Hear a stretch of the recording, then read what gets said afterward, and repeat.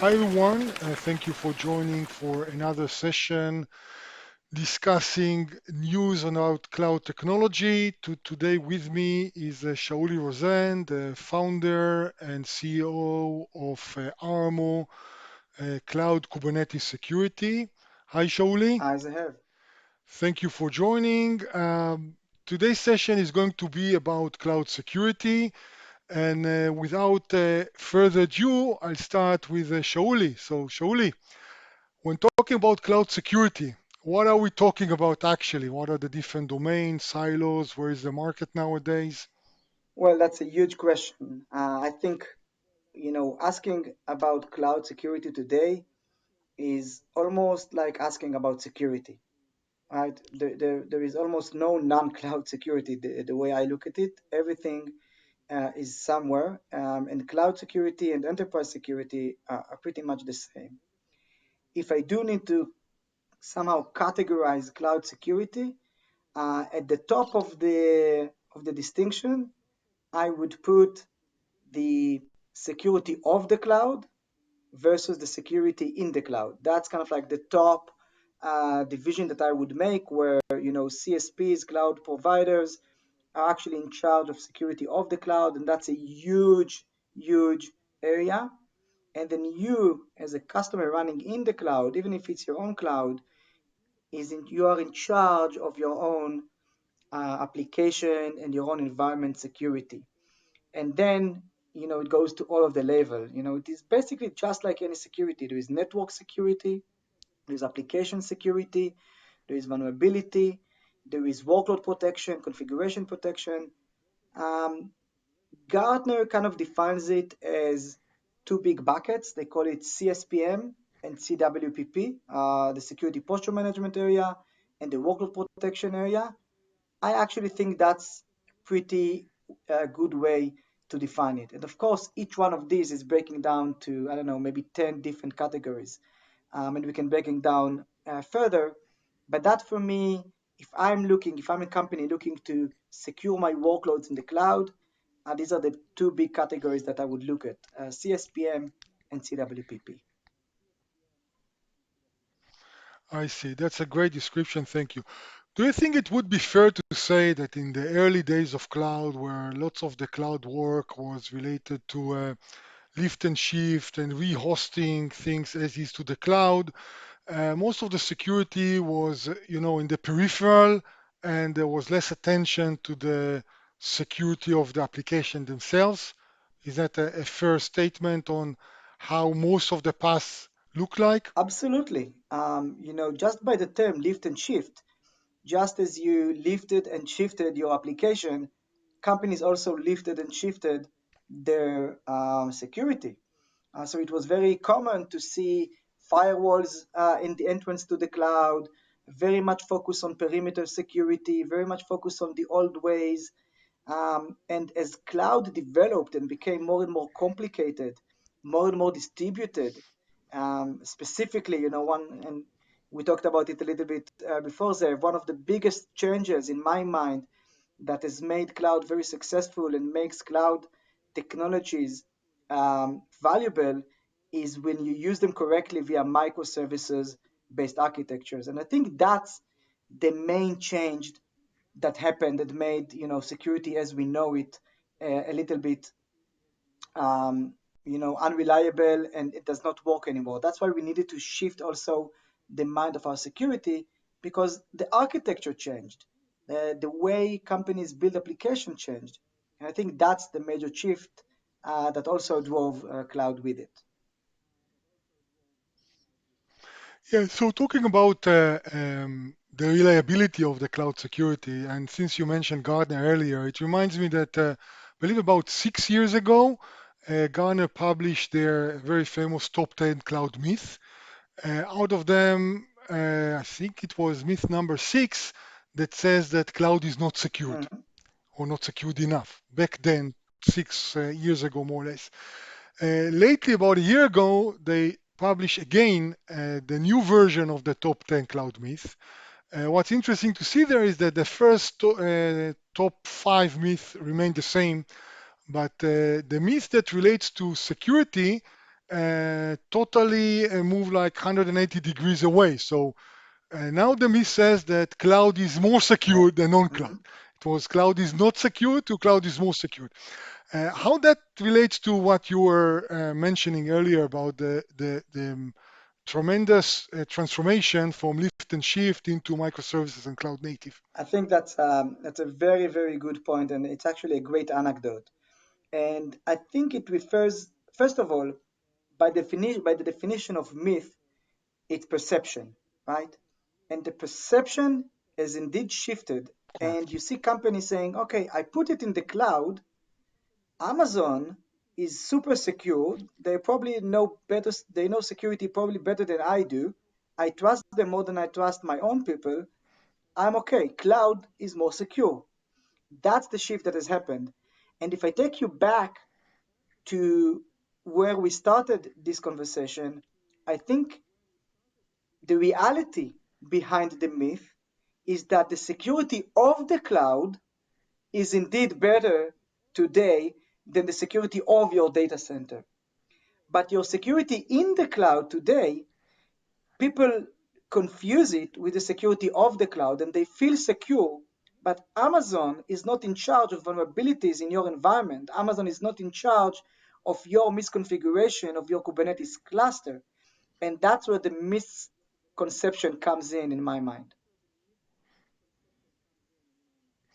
Correct. So before we get into the Kubernetes stuff, which I know that it's a fascinating topic for both of us, Yes, of course. I believe we are all familiar with all kind of incidents where companies accidentally put actually the passwords in public entities, and even companies that are failing to secure using multi-factor authentication. Mhm.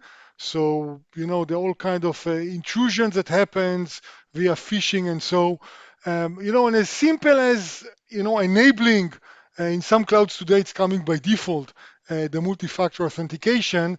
That by itself significantly improves the security of the cloud, and not exactly in the cloud, but at least the off the cloud side of the house. Definitely, Correct? yes. And I think, Cool. So let's, yeah, go ahead. I was just going to say that, probably if you look at the top 10 mistakes companies do when they move to the cloud, or the top 10, everybody has their own list, but one of the biggest thing is credential management, right? Giving excessive privileges and not controlling who is accessing what. And it trickles down, right? It starts with users, and today it comes to microservices. I don't, I love Kubernetes, and I will go there. But think about unattended We'll get environments. there. We'll get there in Okay, a second. okay. But yeah, it's the Yeah. the whole notion of controlling secrets and controlling privileges and tokens. It's and using multi-factor authentication in several ways is going to become a great enabler for security of the cloud once companies use it and once it's easier to use. Okay, cool. So now let's go. I absolutely agree. Let's go into the more fascinating topic right now, and I think even the more rushing topic is how to secure cloud native. Mhm. Okay, so we will not get into the religion wars of what is cloud native, but let's jointly agree that developing, leveraging microservices very often through domain-driven design, fractioning of the solution is the best practice of doing cloud native. There are other ways to do cloud native, but more and more people understand that leveraging microservices is the best practice. And the best way to use microservices is leveraging Kubernetes, and the history of Kubernetes is known. It's kind of a spin out from Google about 6 years Mhm. ago. We in Amdocs, monitored that before it was GA, before it was version 1.0, and played with that. And now it's coming with all of our cloud native solutions. How is that? how is embedding security into the development process? And maybe you can touch also on the major shift from DevOps to Mhm. DevSecOps. How does that fundamentally changing um, the development domain? Well, first of all, I really like your distinction between cloud native and microservices. So I would answer about the security of CI/CD automation, DevOps-driven microservices architectures. And that is where it is Cool, hard please do. to do security. And the reason that it is hard to do security there is quite simple. First of all, it's a matter of numbers. The number of different distributed software components and software artifacts running in your environment is increasing. So the attack surface increases. That's one thing. Second of all, the rate of change and the velocity of change of those microservices, we see companies updating. I'm not talking about as a security company, as a software company, we update our microservices. A developer might push an update 3 times a day. So the rate of change is something that regular security just can't manage. Think about where we were in security prior to the CI/CD automation DevOps kind of like paradigm. Security was a gate. Someone would deploy something, you would review the architecture, you have a checklist, you need to. It doesn't work anymore.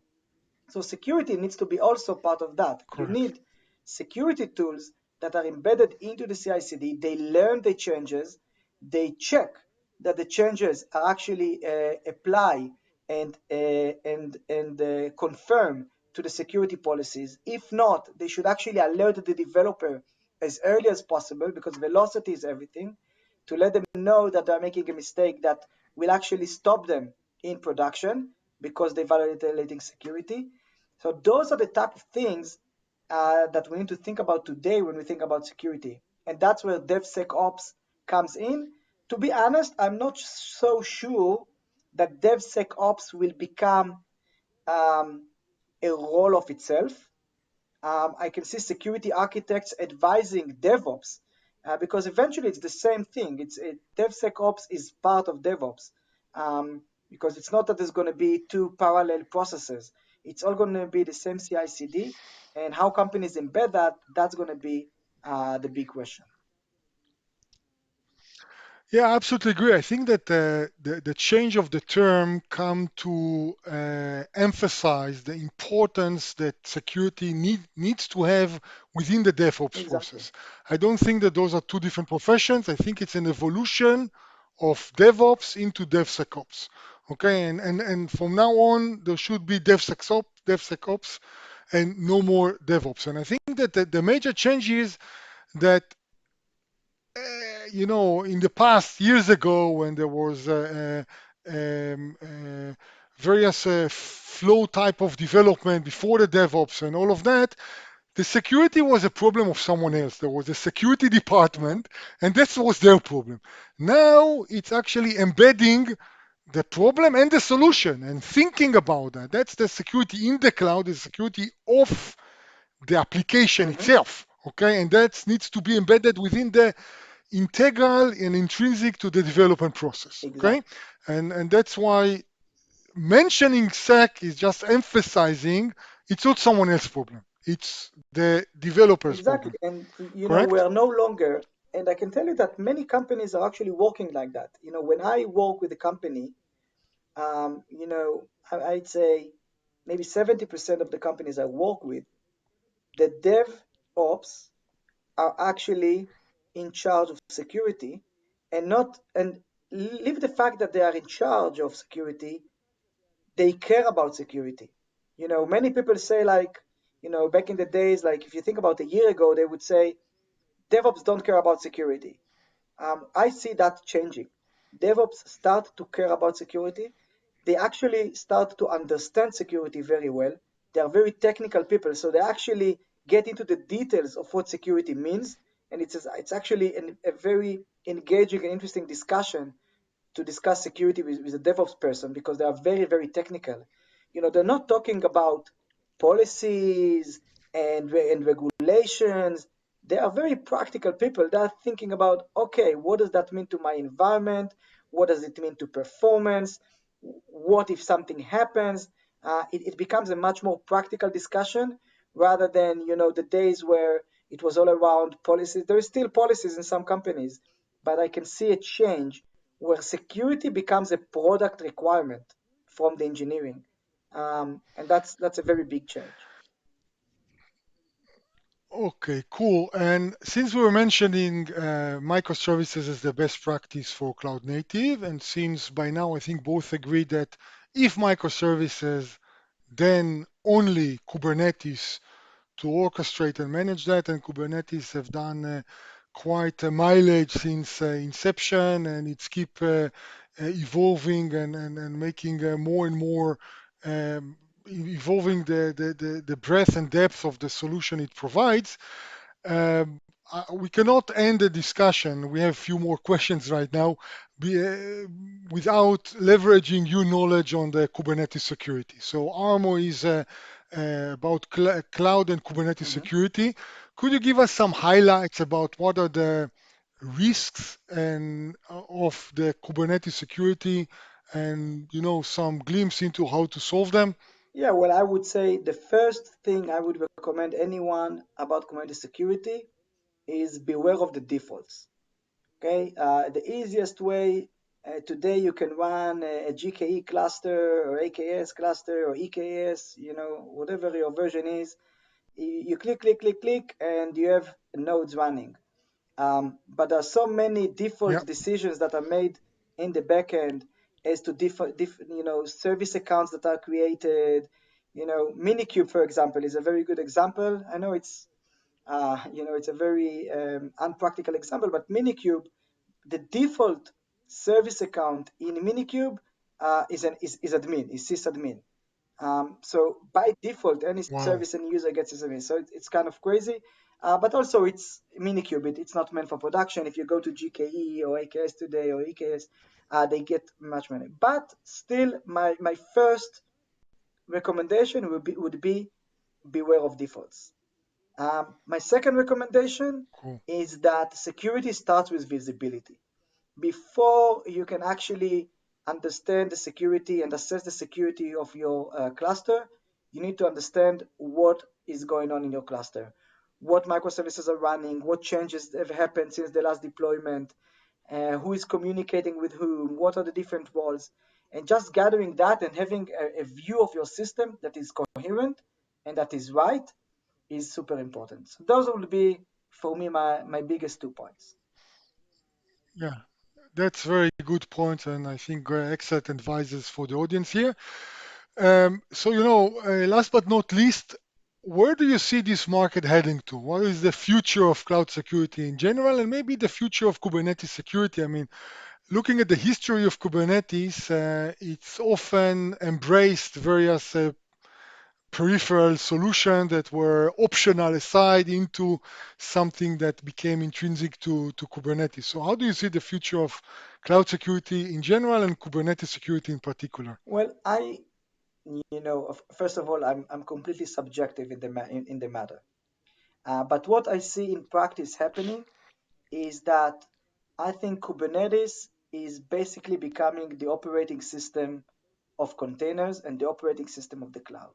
So in my mind, if we take it forward, all of the workloads, I don't want to, like, 10 years from now, okay, a new workload will go on Kubernetes cluster. It's just going to be the default infrastructure.